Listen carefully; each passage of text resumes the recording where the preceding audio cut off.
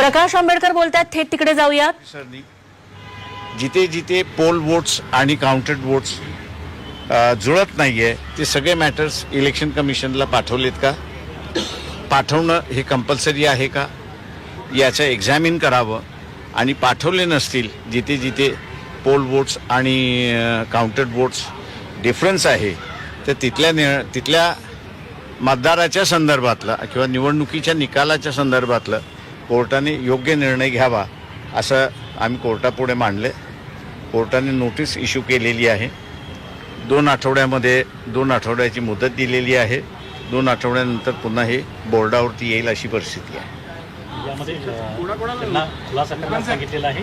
नाही, खुलासा करायला सांगितलेला आहे आणि पिटिशनमध्ये जे काही मांडलेलं आहे त्याला उत्तर द्यायला सांगितलं आहे.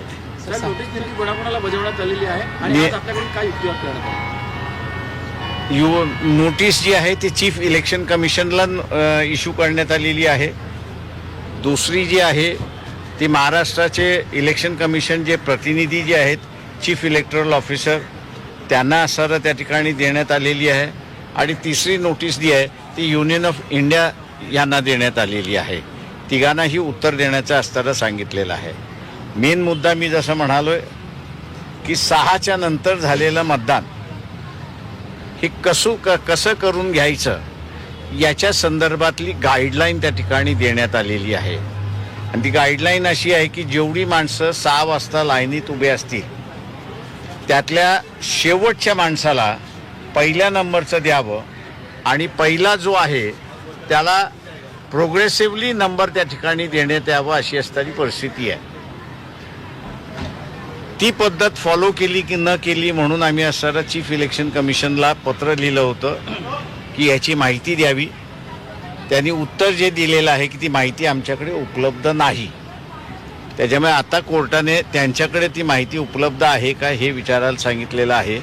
आणि नसेल तर मग त्या मतदारांचं जे आहे 6 नंतरचं झालं की न झालं हा त्याच्यातला असणारा इश्यू आहे. आम्ही कोर्टाला असं म्हणतोय की हे मतदान मग झालेलं नाही, त्यावरती कोर्टाने योग्य तो निर्णय घ्यावा. तुम्ही जो मुद्दा मांडलेला आहे की जवळपास 75-76 लाख मतदान हे 6 नंतर झालेलं आहे. हो, इलेक्शन कमिशनचेच फिगर्स आहेत ते. आणि तेवढंच मतदान जे आहे ते विधानसभा निवडणुकीनंतर म्हणजे लोकसभा निवडणुकीनंतर विधानसभा निवडणुकीच्या कालामध्ये वाढलेलं मतदान देखील आहे. म्हणजे काय माझं एवढंच फक्त राहणार आहे की आम्ही असणारा बॉल रोल केलेला आहे.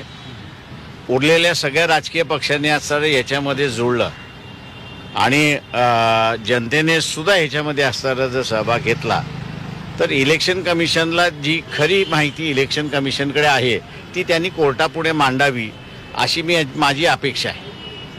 एकीकडे इलेक्शन कमिशन वारंवार दावा करतोय की निवडणुका पारदर्शक पार पडल्या, कोणत्याही प्रकारची फेरफार करण्यात आली नाही. काय वाटतं की ते म्हणूनच आम्ही म्हणतोय की पारदर्शक निवडणुका पार पाडलेल्या आहेत असे इलेक्शन कमिशन दावा करतोय.